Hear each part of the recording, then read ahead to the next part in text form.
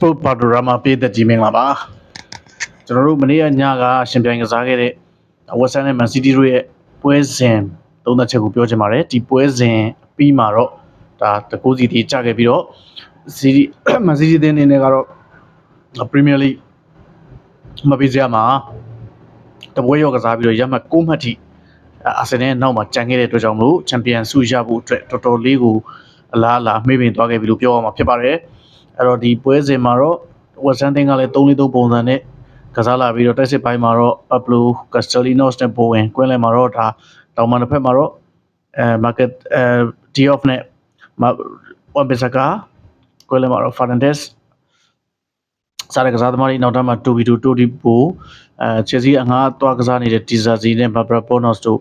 ပါဝင်ကစားခဲ့တာဖြစ်ပါတယ်ကုသမား Hamilton ပါဝင်ကစားခဲ့တာဖြစ်ပါတယ်ဆိုတော့ကွင်းလယ်မှာတော့ Fernandes နဲ့ Suchet ပေါ့နော်ဆိုတော့ Man City ကတော့4-1-3-2ပုံစံနဲ့တိုက်စစ်ပိုင်းမှာ Marmoush နဲ့ဒီ Haaland တို့ကိုတွဲဖက်လာခဲ့ပြီးတော့နောက်ကျန်တိုက်စစ်မှာ Bernardo Silva ပါမယ်ကျွန်တော်တို့နောက်ထပ်ဒီ Semenyo ပါမယ်ပေါ့နော်ကွင်းလယ်မှာနောက်ဒီ O'Reilly ပါမယ်ပေါ့ဒီ3ယောက်နောက်သူတွေနောက်ကကျွန်တော်တို့ Rodri ပါဝင်လာမယ်နောက်တန်း4ယောက်မှာတော့ Aït-Nouri Ruben Dias Guehi နဲ့ဒီ Matheus Nunes ပေါ့နော်Nunes ကိုပါဝင်လာကုသမား Donnarumma နဲ့ပါဝင်ကစားခဲ့တယ်အဲ့တော့ Man City ကဒီပွဲစဉ်မှာဒါပြီးခဲ့တဲ့ကစားသမားဒီ Champions League ပွဲစဉ်ကစားသမားတွေကိုနည်းနည်းပြောင်းလဲပြုလုပ်ထားတယ်ဆိုတော့ Man City ကဒီတိုင်ငင်FA ပွဲစဉ်မှာလည်းဒါ3-0နဲ့ Newcastle ကိုနိုင်ရခဲ့ပြီးတော့ဂျားရဲမှာတော့သူတို့ရှုံးခဲ့တယ်ပေါ့နော်ဆိုတော့သူတို့ပြောချင်တာကတော့ဒီပွဲစဉ်မှာပဲဒီပွဲစဉ်မှာ Man City ကစားပုံကပထမပိုင်းမှာတော့မိနစ်30လောက်ထိကောင်းတယ်အဲ့တော့တစ်ဖက်ကWest Ham ကလည်းတန်းစင်းဆောင်18မှာရက်တည်နေတဲ့အတွက်ကြောင့်မို့သူတို့လည်းအကောင်းဆုံးခုခံပြီးတော့ကစားသွားတယ်သူတို့ဒါကန်စစ်နဲ့ကွင်းလယ်ပိုင်းကိုတကယ်လို့ကြစ်လေးကစားပြီးတော့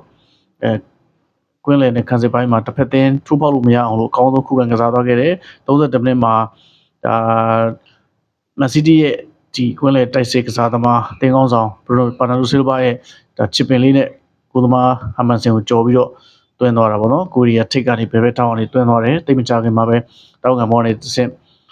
West Ham နောက်ခံလို့ Mavropanos က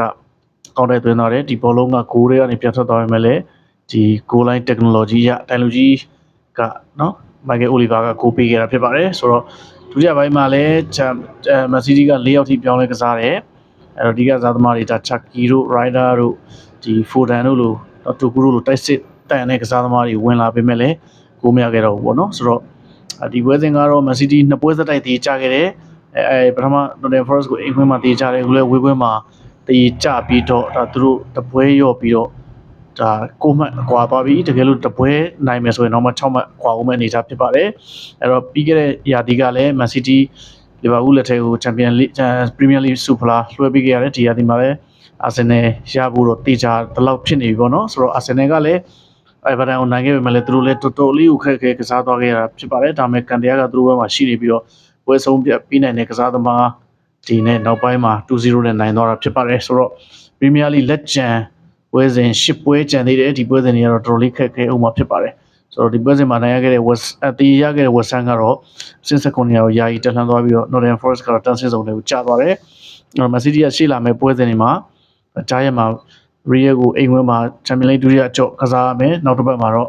ဒါ EFL ဖလား England League ဖလား Carabao ဖလားဒါ final ပွဲစဉ်ဖြစ်နေ Wembley မှာ Arsenal နဲ့ရှင်ပြိုင်ကစားရမယ်ဆိုတော့ဒီတလားလောက်ကြာပြီးတော့မှနောက်ထပ် Chelsea ကMan City နဲ့ Arsenal ပေါ့နော်ဒီနှစ်သင်းကတော့ဟိုပေါ့ FA ဖလားသူတို့ဒီခုနပြောတဲ့ EFL ဖလားပြီးမှလည်းနောက်တစ်ပတ်မှာ FA ဖလားဖြစ်နေလီဗာပူးနဲ့ကစားအောင်မယ်ဆိုတော့ပွဲစဉ်3ပွဲစတိုက်အသင်းကြီးတွေနဲ့ချက်နေတယ်Real နဲ့ Arsenal လီဗာပူး3သင်းနဲ့ကစားပြီးတော့မှနောက် match လပထမပတ်10တက်တဲ့လောက်17ရက်နောက်ကြာမှာပဲ Premier League ပွဲစဉ်31ကိုသူတို့ကစားရမယ်เนาะကြားထဲမှာသူ့အတွက်ပွဲချန်တစ်ပွဲ Palace နဲ့အိမ်ဝင်ပွဲစဉ်တစ်ပွဲတော့ချန်သေးတယ်ဒါပေမဲ့သူ့အတွက်တော်တော်လေးခက်ခဲသွားပြီအဲ့တော့ Premier League လက်ချန်ပွဲစဉ်အနေနဲ့သူ့မှာဒါ Chelsea ကိုဝေးခွင့်မှာကစားအောင် Man City ကိုArsenal ကိုအိမ်ဝင်မှာကစားအောင်မယ်ပွဲစဉ်တွေရှိနေတယ်ဒါအပြင်အသင်းလက်တွေကလည်းဒီရာသီမှာပဲအသင်းမဆိုချိန်ချောက်နိုင်တဲ့အတွက်ကြောင့်မလို့ Man City အတွက်ကတော့ Amex ကတော့ Champion Amex ကတော့ဆုံးသက်ခဲ့ရပြီလို့ပြောရမှာဖြစ်ပါတယ်။ Champion League ကလည်းထွက်ရဖို့များသွားတဲ့အတွက်ကြောင့်သူတို့တွေနဲ့ FA နဲ့ ဒီကာရာဘောင်ဖလားကိုပဲစောင့်ကြည့်ရမယ်တွေ့ရမယ်အသင်းတွေကလည်း FA မှာလီဗာပူးကာရာဘောင်မှာလည်းအာဆင်နယ်ဆိုတော့ဒီရာသီမှာအာဆင်မန်စီးတီးဖလားပျောက်သွားမလားရက်လက်ဒီဖလားတစ်လုံးလောက်မြန်ရယူနိုင်မလားဒါကနော်တွေ့ရမှာဖြစ်ပါတယ်မနေ့ကပွဲစဉ်မှာတော့ဒီနီးပြဂွာဒီယိုလာလည်းအဝါက6ခါပြခဲ့တဲ့အတွက်ကြောင့်နှစ်ပွဲပယ်မှာပထမတစ်ပွဲပယ်တယ်နောက်တစ်ပွဲလည်းထပ်ပြီးတော့ပွဲပဲပြည်ထန်ခံအောင်မှာဖြစ်ပါတယ်ဒါကတော့ကျွန်တော်တို့မနေ့ကညကသကောင်ကျော်ကရှင်ပြိုင်ကစားခဲ့တဲ့မန်စီးတီးနဲ့ဝက်ဆန်နဲ့မန်စီးတီးတို့ရဲ့ပွဲစဉ်ကိုသုံးသပ်ခဲ့ပြီးတော့မန်စီးတီးရဲ့ရှေ့လာမယ့်ပြိုင်ပွဲရဲ့အလားအလာကိုတင်ဆက်ခဲ့တာဖြစ်ပါတယ်အားလုံးကိုကျေးဇူးတင်ပါတယ်